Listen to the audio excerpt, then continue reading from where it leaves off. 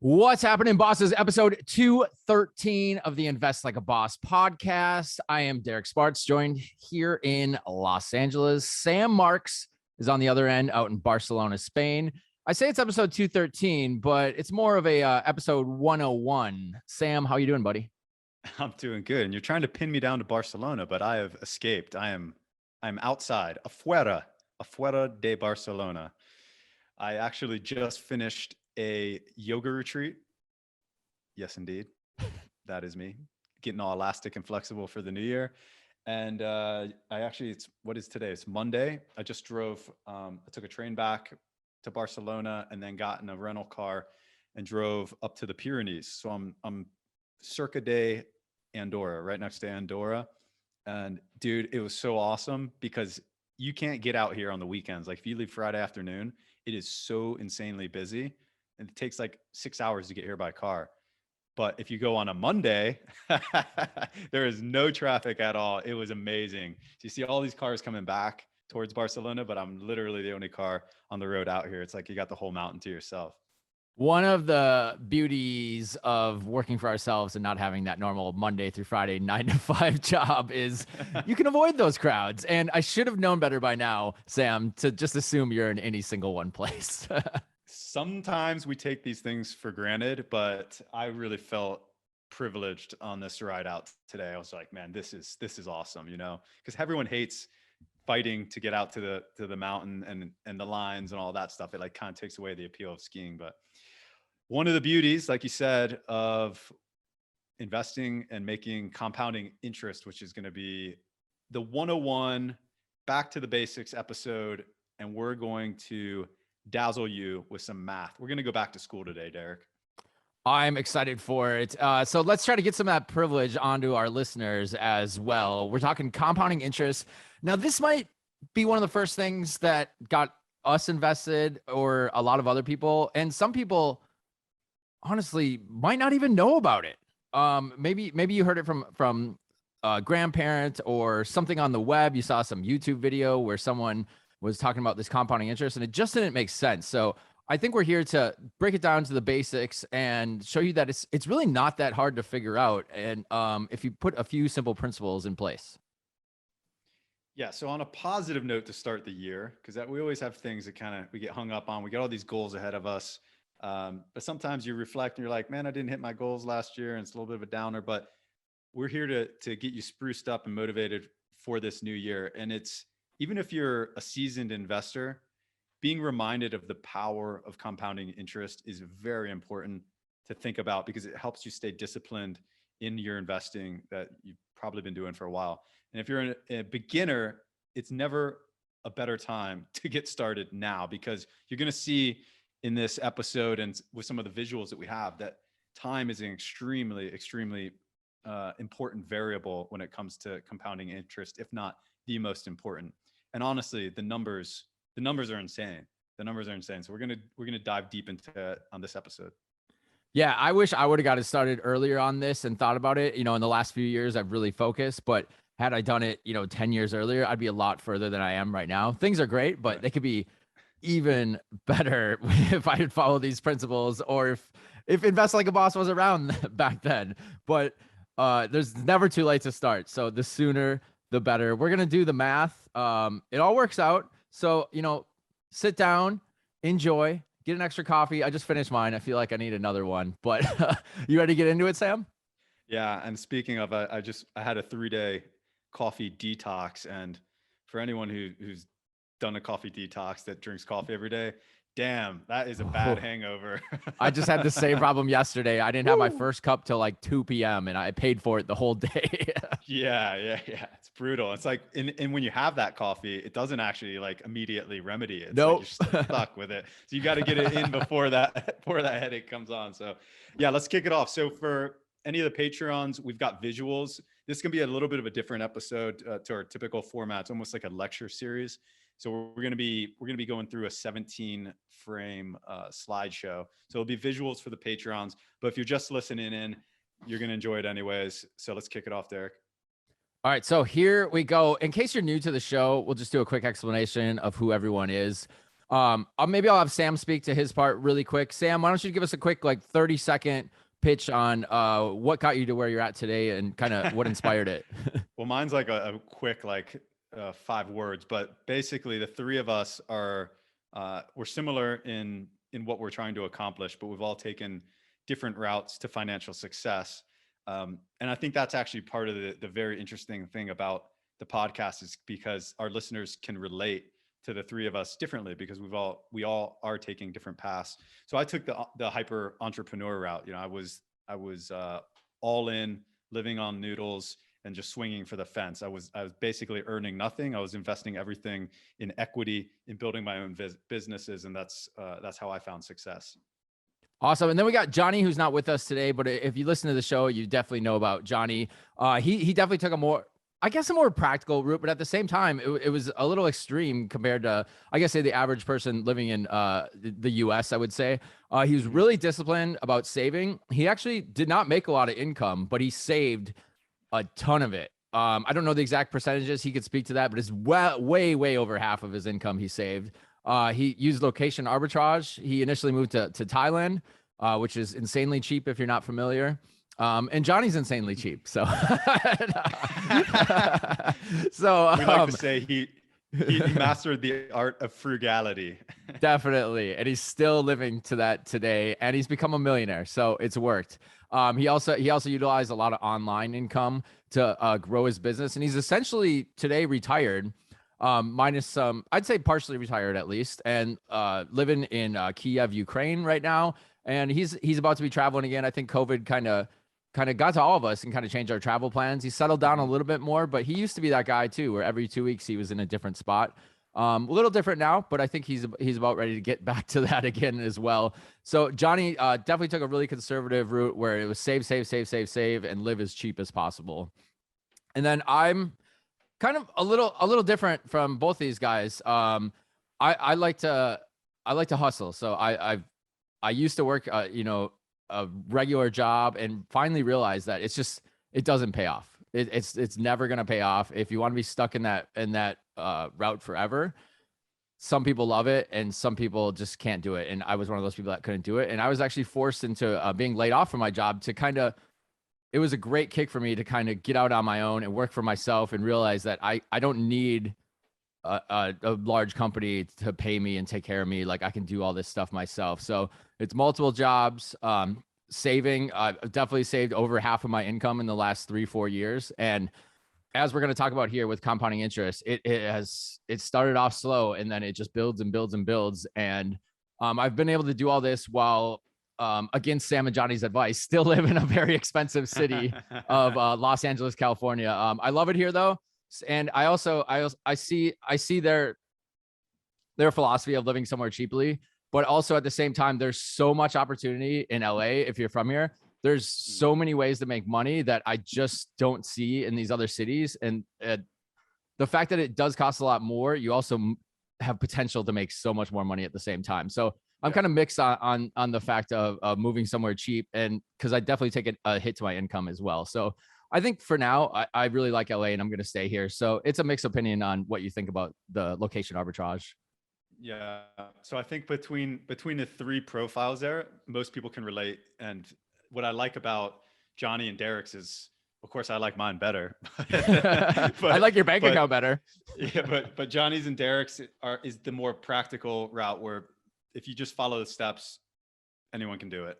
It takes discipline, it takes hard work, but it's available for 90% of the people out there. The entrepreneur route is a faster route potentially, but you can also end up in a really bad spot and you can swing and miss your entire life. So those are three different routes, but let's get into the meat and potatoes of compounding interest, because that is something that all three of us are doing and trying to take advantage of. All right, here we go.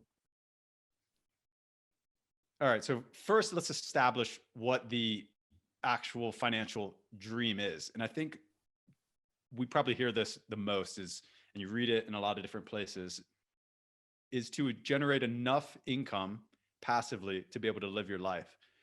And forever, that was mine. I'm like, oh, that's the dream right there. If I can just live off of interest or dividends and live my life, that's great. But what I realized is if you stop there, it's basically like living paycheck to paycheck. You know, if you make $10,000 a month passively, but you're spending it all, your principal is staying the same, which means you're actually losing money to inflation. So we kind of augmented that thesis and we changed it into the generate enough passive income to support your lifestyle that you want while also having your investments appreciate in value and grow in net worth over time. So you're covering your lifestyle, but your bank account and your assets are going up and you're still creating more wealth passively. Now, who's the big boss in town when it comes to investing? It's Mr. Warren Buffett. Everyone knows the name. And The what is his Oracle of advice? Omaha. Yeah, what's his advice when it comes to investing? Because people ask him all the time, right? And it could get very complicated if he wants to, but he keeps it simple. He says stick 90% of your money in the S&P 500 index, keep 10% in short-term US Treasuries, and get back to work. And in fact, I think this is what he's sort of mandated in a sense to his whoever's inheriting all of his money. It's like, hey, don't try to do what I'm doing. Just put it all in the S&P 500, keep some in treasuries. And the 10% in treasuries, people kind of ask, well, what's that all about? And it's not because that's a great investment. That's your cash. That's your cash equivalent so that you don't make a huge mistake when the market goes into a down cycle and you have to liquidate some of your investments, which is like the worst investing mistake that you can make. So having it in treasuries is slightly better than having it in cash, but it gives you the ability to have an emergency fund, which we talk about as a basic fundamental thing that you need to have before you start investing money in the market. And so how about one thing that's actually funny before we get into Mr. Albert Einstein is that if I had taken Warren's advice when I started investing going back, say 10 years ago, I would have been way, way, way up compared to where I'm at now, having some like 55 different investment accounts, right? Diversified across like everything across the globe. And if I had just stuck with his advice and put it on the S&P 500, I would be like up 3x from where I'm at now. So it goes to show you, I still wouldn't necessarily do that because I like more diversification, but it's not a bad option. So I agree with that. I think us hosting this podcast kind of helps and hurts us at the same time. I've fallen into that hyper diversification trap too. I have too many investments, but it's fun. How about Mr. Fun to do more paperwork. Yeah, speaking of, it's tax time as we record this. How about Albert Einstein? His quote was, "Compound interest is the eighth wonder of the world. He who understands it earns it. He who doesn't pays it." I think that's a good point that you see a lot of times that people just say, "Oh, I don't understand the financial system," or "I don't get it." And they're stuck in this rut where they're never going to get ahead in life. But the people who have figured it out, and it's not that hard, as we're going to show you, are just crushing it. Just crushing it. And I thought a little bit about what he meant by when he said, "He who doesn't pays it," and it's inflation, right? Right. If you're not investing and you don't understand compounding interest and you don't understand inflation, you basically keep your money uninvested in a bank. And that means you're paying compounding interest on the other side because inflation is basically going exponential to a degree. Right. Or you're taking that car loan or you're running up that credit card and Yep. You're paying someone else that interest. Great point. All right. So what is compounding interest? Let's just start with the basic definition of compounding interest. It would be when you keep your money invested in assets like a dividend paying stock, you get paid out of your principal passive. I'm sorry, you get paid out on your principal passively and at a regular frequency. Usually when we're talking about stocks, this is quarterly, so 4 times a year. When these earnings are added to your original principal balance over multiple cycles, the interest starts to compound. So not only are you getting interest on your initial investment, but you're also getting interest on top of that interest. So over the course of time, this creates an exponential snowball effect. Let's say you have a stock that pays a 5% dividend. So every quarter, you're getting a quarter of that 5%. And then you're not only earning interest from your initial investment you put in, but also interest on top of that additional 5% you put into the stock. So it really starts to add up over time. Yep. And compounding interest works if you're making 1% or if you're making 30%. It just takes a lot longer to see the effects when it's at 1%. Basically at 1%, you'll just never see it, the effect in your lifetime. Right. But at 30%, you'll see it very quickly within a few years. So we're going to go into some of the models and some of the numbers now. Now, what I think is really cool is that this will show you, again, if you're watching this, you can see the actual curve of compounding interest starting to go exponential. And that's when it gets really exciting. But we've picked out some base case numbers just to give kind of everyone an idea of how you can make $1 million investing passively. Now, these numbers are not overwhelming, but we just want to give you a base case. So $5,000 yearly, which equates to more or less $400 a month. If you invest that over the course of 40 years, so $400 a month, or let's say $5,000 a year over the course of 40 years, and you're making 7% interest, which is very achievable historically, you'll have over $1 million. You have $1 million, $1,068,000. And you can see by running the quick numbers, 40 years at $5,000 a year is $200,000, right? So $200,000 turns into over $1 million, 40 years. Now, where you see the exponential curve starting to start is it took you 40 years to make $1 million, right? But it only takes you 9 years to make the second million. And that's the power of compounding interest. We're going to look at some numbers in the next frame that show you even more dramatic. But in 49 years, you'll have $2 million. So it shows you that over the course of time, as the exponential curve starts going, you start making money at a much, much quicker rate. And this is what's getting everyone so excited, and from Buffett to Albert Einstein and, of course, the world's best investors. So let's take a look at some more impressive numbers. So if you're still at 7%, if you have 75 years, what if you have 75 years to invest? Well, if you take that same $5,000 that you're investing every single year and you invest it for 75 years, you now have $12 million. Okay. But what if you make 9%, Derek? Because we've all made 9% now historically, especially recently. Investing. Yes. Yeah, especially recently. But since we've been investing, we've been making more than 9%. I think my account right now in Vanguard is at over 10%, 10.5%. So if you make 9% for 75 years, again, on just investing $5,000 a year, you have 38 million. That's a big boss money. 38 million number. And that's why things get so exciting with time and making a little bit extra. And in this chart, you can see the difference in 7% versus 9%. And this is why low fees are so important. This is just a 2% difference. A lot of people, when they first start investing, they're think, oh, I can pay an advisor 1%, or if I make 7% or 8%, it's almost the same thing. And it's basically true for a short period of time. But over the course of 40 years, 50 years, 60 years, 70 years, the difference is 38 million compared to 12 million. What is that? 24 million? It's difference in $24 million. Like, all achieved passively by just keeping fees down, making 9% instead of 7%. Okay, this is all great. This is where people start getting really exciting, right? It is exciting, but there's one small problem with your chart here, Sam. And I'm going to tease it because we're going to take a super quick break and we'll come back and I'll tell you what the problem is with Sam's chart. All right, back here on Invest Like a Boss. I told you Sam just showed us a really interesting chart of how essentially investing $5,000 a year, you can get almost 40 million in 75 years. But I have a problem with it.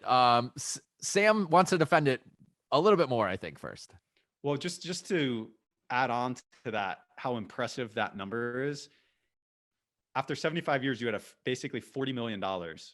And the total amount of money that you would have invested over that 75 years, just $375,000. So $375,000 turns in to almost 40 million.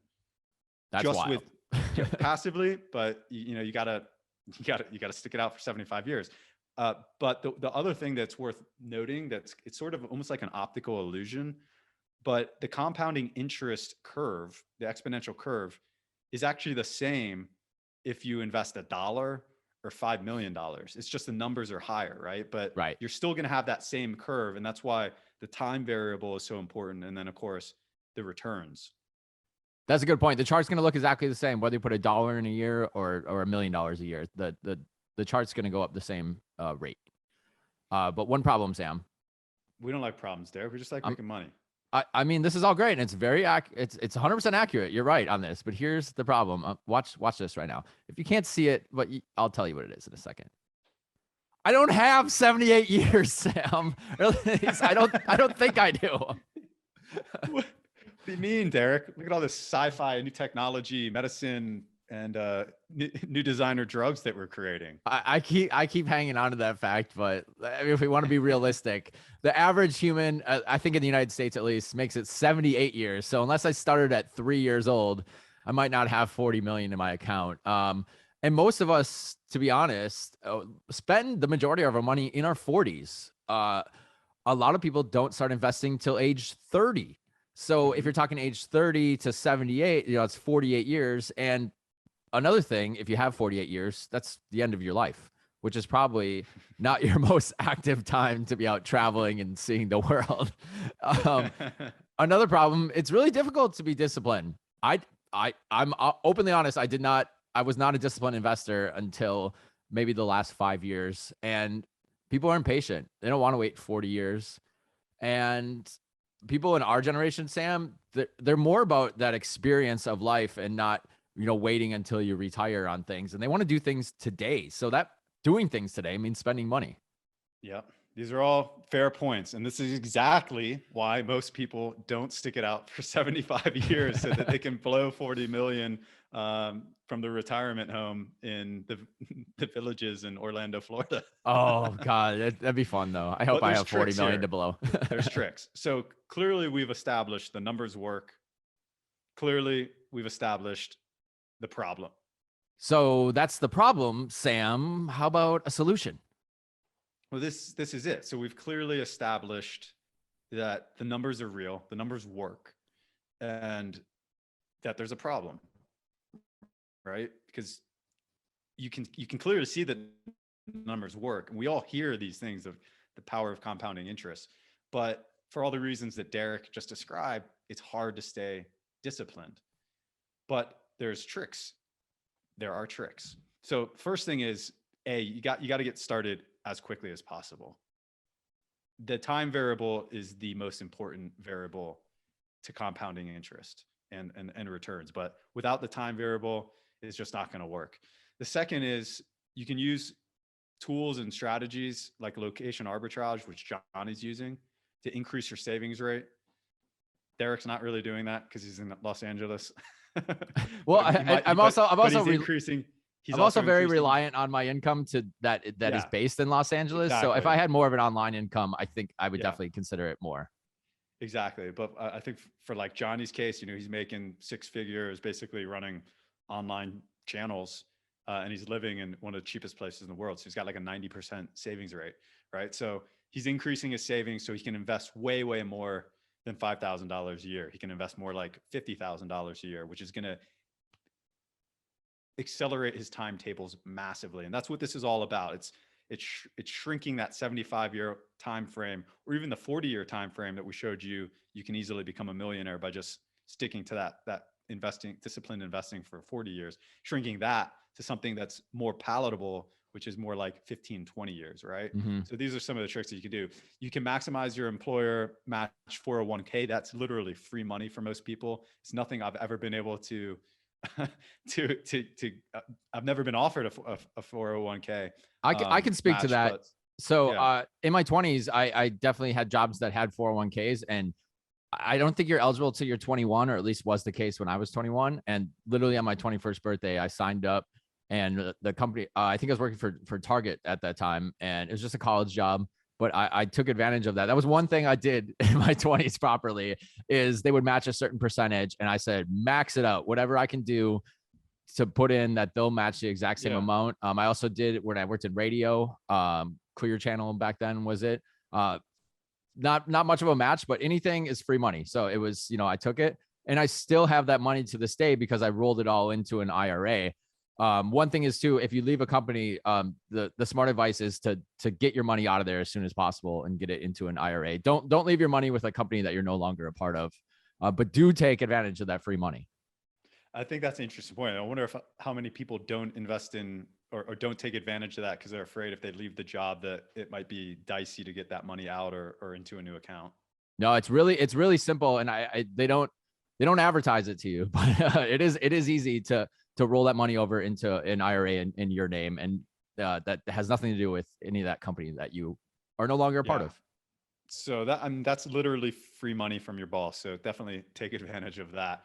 And then there's other ways depending on what country you're in. Like if you're in the US, you can set up a SEP or you can set up a self-employed 401k where you can increase the amount of money that you can put in every single year. I think if you have a Roth IRA in the USA, you're allowed to invest.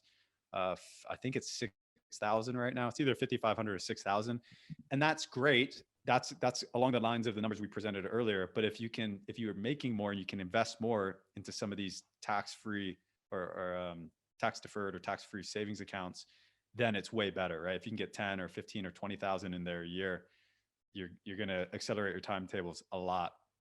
Then we talked about 9% and 7%, but historically S&P is getting 10% or even more, 10.5%. The perfect portfolio that Paul Merriman has gone and back tested was getting 12%, right? So you can increase your odds of getting higher returns by tilting your portfolio historically by tilting it towards small cap, tech, and of course stocks. So you take a little bit more risk, you're a little bit more aggressive, you stand a good chance to edge out 7%, 9%, even 10%. And then the final thing is just kind of talking generally along the lines of, all right, you want to supercharge your savings and earnings, right? So if you're going along, you're getting the 5,000 a year invested, and you're doing this disciplined thing, and you know where you're going to get in 40 years, but hey, you're also taking advantage of employee stock options, or you have some side hustles like Derek has. You're investing maybe in real estate and leveraging real estate to increase gains. You're just asking you're doing hard work and you're asking your boss for a raise, and you're staying at the high end of your earning ability. Well, all this is going to help you earn more money and again accelerate your timetables. But if you can have you can be chugging along at kind of your 5,000 a year annual savings, and then all of a sudden your employee stock options become valuable, and in 1 year you might make $250,000 off those, and then you invest all that, and boom, you've just taken like 10 years off of your $1 million required to get to $1 million by saving discipline. All that's great. And I really love that you brought up the point about asking for a raise. That was something I was always leery about doing, but I tell you, every time I've asked for a raise, you make your case, I've received a raise every time I've asked for a raise. So that's one of the simplest things that, someone could do tomorrow to really increase their income. I've heard countless, I would say even more cases than not, when people have gone in and said, hey, I want to, if they're a good employee and they say, hey, I want to, I'm looking to leave, like I want to leave, I want to do something else. Almost all of or like I want to go travel, for instance, almost all of them have been offered jobs, their same job, just remotely. Mm-hmm. And when you work remote, I'm not trying to give people, ways on, in a sense, taking advantage of their employer, but when you work remote, it's much easier to pick up side hustles, right? Because you're not constantly under like the watch of everybody. So if you're not able to get a raise, ask to work remote. If you can work remote, consider starting a side hustle. And I think that's what we saw with COVID. I mean, everyone figured out, I'm at home, I got time to do other things. Yeah. We'll start a YouTube channel. Right. Let's move on. So Johnny, unfortunately, was not able to attend this call. So we put some words in his mouth for him. We put up a nice little photo of Johnny. I don't have a Johnny impersonation. I can't do his voice impersonation. So anyways, we'll just say, here's some advice from Johnny. So Johnny's chiming in and he says, okay, guys, I like all those tricks that you just mentioned. I agree with all of them. Here's a few extra ones. So first thing is, when it comes to savings, you want to pay yourself first. And what that means literally is like when your money comes in, if you have a paycheck coming in, don't spend all that money and then think about saving some at the end of the month or even saving some at the end of the year, because chances are you're just not going to do it. So when that money comes in from your paycheck, you want to set aside money immediately for savings and investing. So you have $5,000 come in, you take some straight off the top right when it comes in. So you're not spending it first. You're paying yourself first. You're investing first. And then the second part of that is you want to make it automatic. If you have to go and log into your bank account or write a check and manually transfer money into savings, the chances are you're just not going to do it. So you want to make it automatic. Whenever your money's coming in, set it up so money's immediately going out into your investing account. So pay yourself first, make it automatic. The second thing or the third thing actually rather is fees. And that's just a core narrative of this podcast and our learnings is you got to keep fees down. So earlier we talked about the difference in wealth creation of 7% annual gains to 9% annual gains. And I hope everyone can now appreciate just how important just 2% a year is. So you want to keep the fees close to zero. The best way to do that is just some low cost index funds. We love Vanguard, but there's lots of other ones out there. And you got to keep advisors, if you can, which we hope you can, keep advisors out, because they're just going to charge 1% or 1.5% to do something that we think is totally unnecessary for them to do. Tax-free is also really important. So we had touched on earlier, investing through a vehicle such as a Roth IRA. That's what I'm using in USA, but depending on what country you're living in, there's probably a comparable option there for you. And you also want to, when it comes to investing in index funds, which is sort of the vehicle of choice that we talk about and kind of core to this episode, you want to make sure that you have your dividends reinvested into those funds. So best practice is not to let the cash pile up in a cash account and then go back and invest it at some point. You just want that money to automatically be reinvesting and buying more shares of those index funds. One of the last points, and I think Johnny has been probably the best example of sticking to this rule, is don't give in to inflationary lifestyles. As you start making more money, the tendency is you're going to go out, you're going to spend more money, you're going to show it off.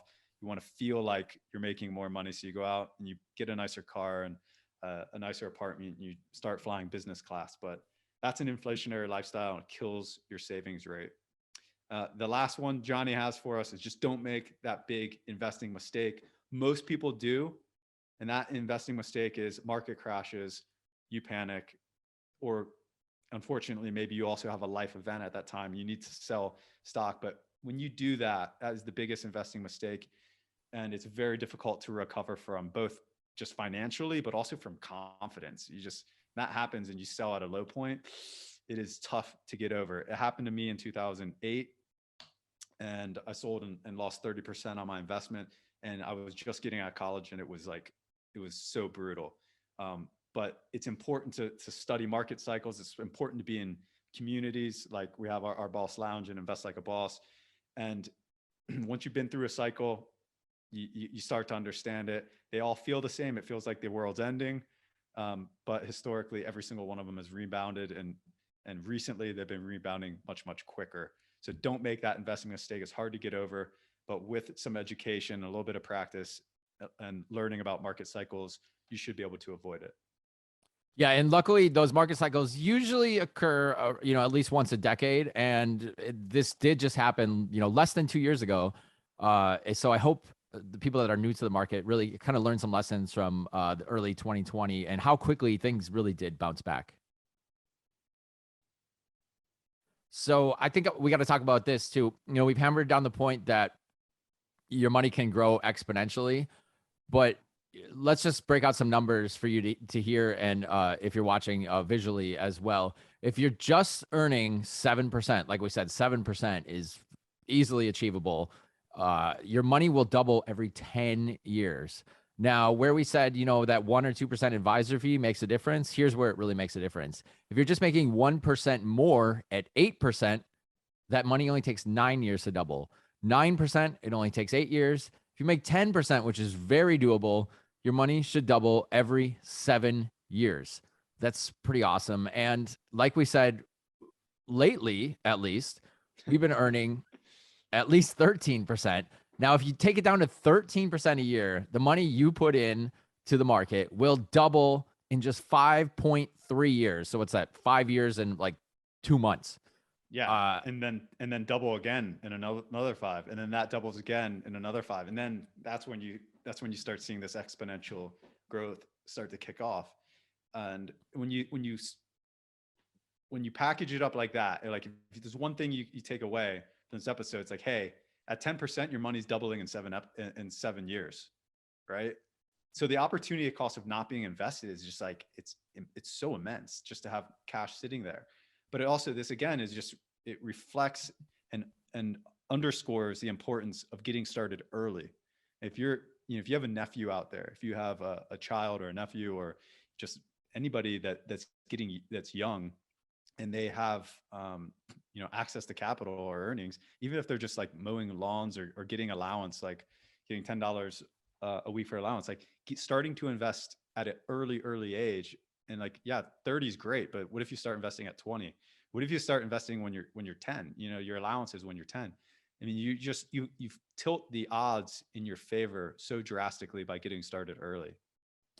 Totally. And a lot of this is money while you sleep. So you don't have to actively be watching it and thinking about trading or any of that stuff. It's really jumping into index funds.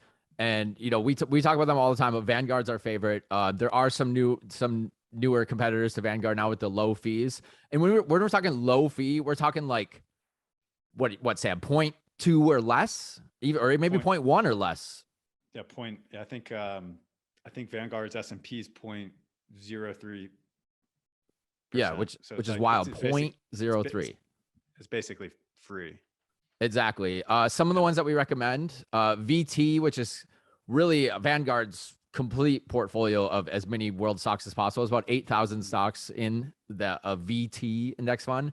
One we talk about a lot is VTI. Those are mostly American-based stocks, 3,600 stocks. A lot of people think that's just the S&P 500, but VTI is actually a lot broader than that as well. Mm-hmm. So these are really broad funds that we like to recommend to just sit and hold your money. Like I said, you don't need to be. This is very, very passive.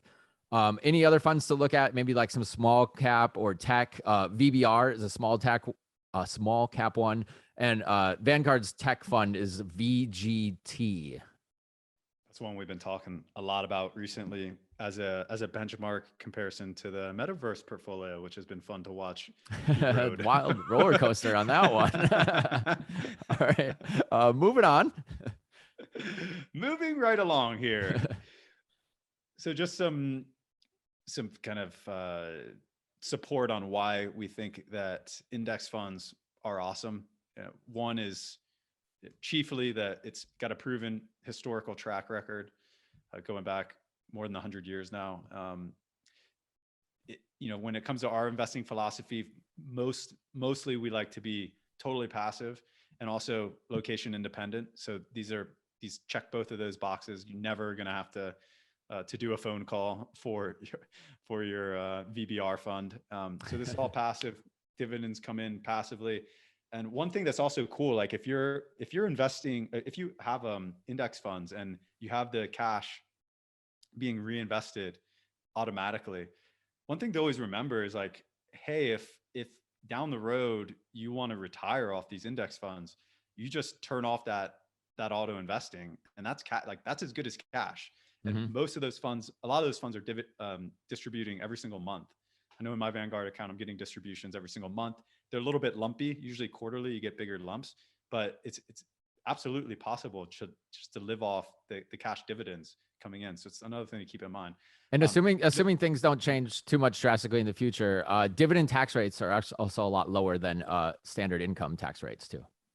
Yeah, for sure.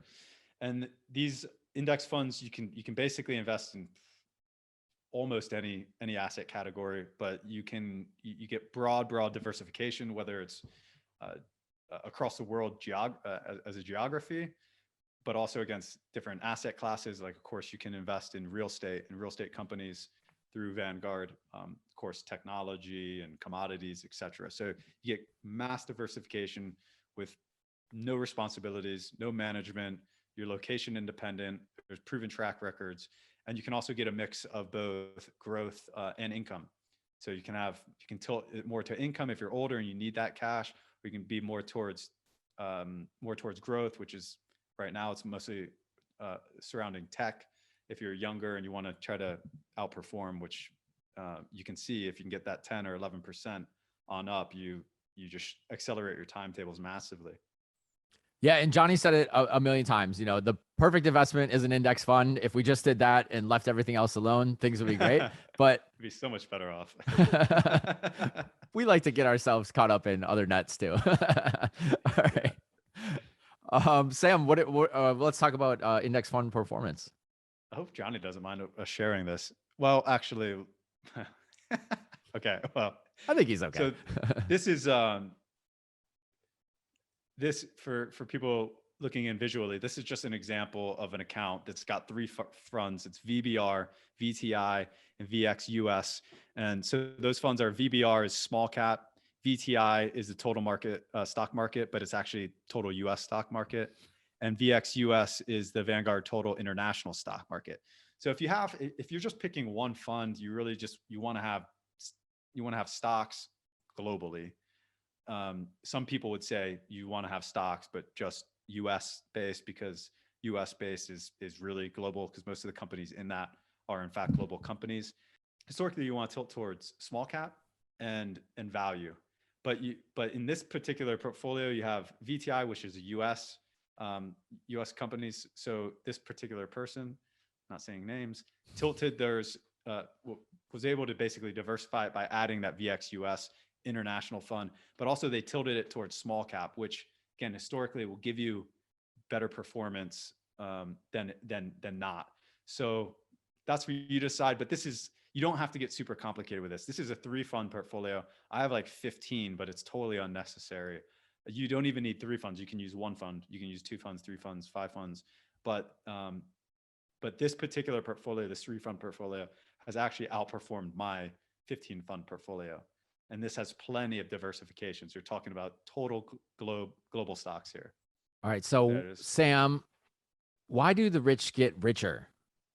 That's the old saying. I think it's because of compounding interest. Yeah. So think about it. I mean, I was running today and I was like, man, it's ridiculous. Like if you have $10 million invested in one index fund, you can sleep through the entire year, and assuming the market performs historically 10%, you just made $1 million doing absolutely nothing, with no phone calls, no worries, nothing, right? Yeah, of course, there's always worries if you have that much money in like an index fund. I mean, just because you're going to see some volatility in it, but the wealth creation is incredible, right? Now, if you have only $1 million in, which is still a lot of money, you make 100,000 at 10%. But this is why the rich get richer, because they're not like, they basically can't even help themselves, right? If you have $100 million invested, you're out on your yacht, you're doing whatever you want all day. You might not even do this. You might have someone manage it all for you. But just by the market performing the way it has historically, you're already, that 10% is $10 million, like more than you can actually spend in a year. You can blow 10 million, but you can't spend it, right?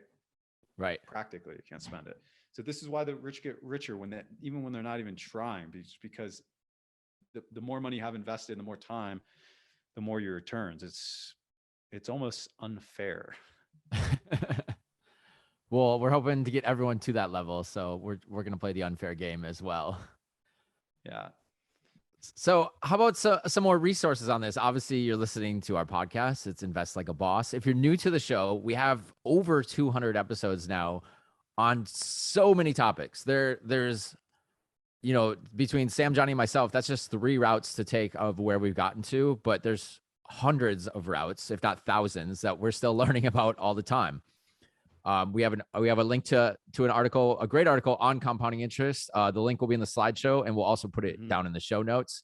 We have a cool little calculator too. If you guys don't believe these numbers, it's not made up. So you can put in whatever you're saving a year and figure out how many years it's going to take to get to 1 million, 10 million, even that 40 million if you want to get there. It's super fun. It's super fun to play with. We also updated our getting started page. And what we found is pretty much everyone that emails us or writes in Boss Lounge or contacts the group in any other way, it's like, it's always very similar questions. And we all get started investing at the same point. You know, we're worried about the market. We don't understand it. The market seems like it's at all-time highs. We just came into some money or just have some disposable income that we want to start investing. But generally the questions and the hesitations are all the same.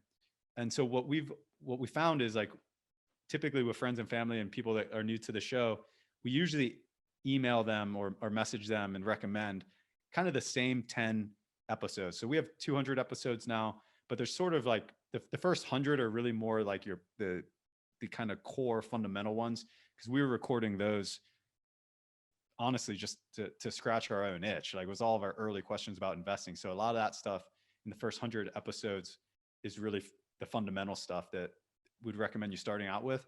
But we went ahead on the getting started page on Invest Like a Boss, and we suggested the top 10 episodes for anyone that's a new beginner. And this episode will actually be included in it, because we think making sure you understand the math behind compounding interest is fundamental to growing your wealth and your interest in growing your wealth.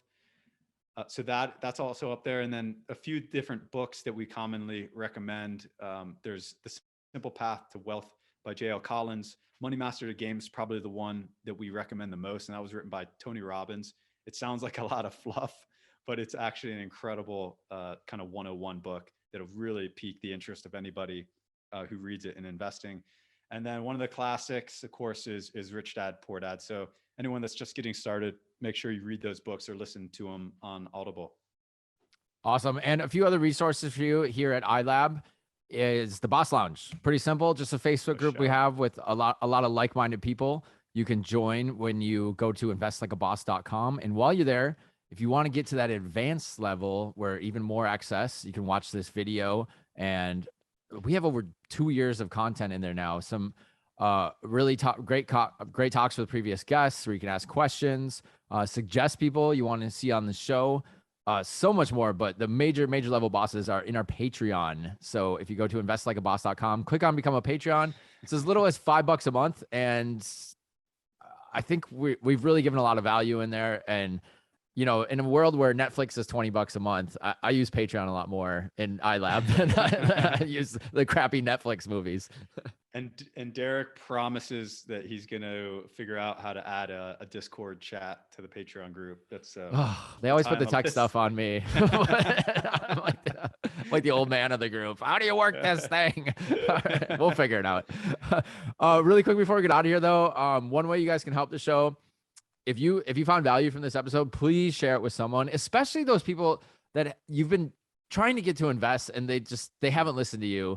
I know I have so many people in my life I've told things. They're like, how do you do this? How do you do that? And then you tell them and they can't wrap their heads around it. I think this episode will be a really easy starter way for people to get involved in the market and really show some interest. So share the episode with them and also leave a review, because that helps share the show as well. On Apple Podcasts, 5-star reviews help a ton, helps us get these great guests on and really motivate us to keep doing the show. So I just had a great one the other day, actually from Matco Haig. He says, these guys have completely changed my outlook on investing and make it entertaining. The things I learned about the stock market and alternative investments are worth their weight in gold. Keep up the great work. We love hearing reviews like that. And really, it's the reason why we do the show. We're not getting rich off this show, but we do really get inspired when we hear about you guys getting rich off it. Sometimes I think that we are getting rich off it just because we're making money with investing, but actually, if we had just stuck to Warren Buffett's advice, we'd be doing much, much better. But to Derek's point, because we like to bring new content to the show, we're often making tons of new investments, way more than are necessary. But it is fun and we're still doing well. But I hope this episode has been useful for everyone. I think even if you're a seasoned investor, it's important to remember how important compounding interest is, and just letting the money work for you, being disciplined, keeping it in the market, not pulling it out, reinvesting those gains, those dividends. Some people have read Warren Buffett's book called Snowball. It's very much the same concept. But also, if you're just a beginner, just seeing how important getting money into the market as early as possible is. Even if you're investing $100, just get started And in some of these, earlier in this conversation, we showed how anyone can become a millionaire by just investing $5,000 a year for 40 years. But let's accelerate timetables. There's a bunch of tricks, but get out there and make it happen. I think the narrative is work hard, make money, retire early, have fun, do good. That's pretty good. That's pretty sound life advice. And yeah, certainly hope you guys have a great 2022, and let's make it a better year than 2021. Although every year is a great year. Let's just keep rocking. Awesome. Thanks for putting this all together, Sam. If you guys have any questions, you can hit us up, Boss Lounge, Patreon, anywhere out there. I hope you got value from this. Like I said, please share the episode with someone who is new to the market or is interested in investing. And if you found value in this, definitely let us know. We'll talk to you guys next week.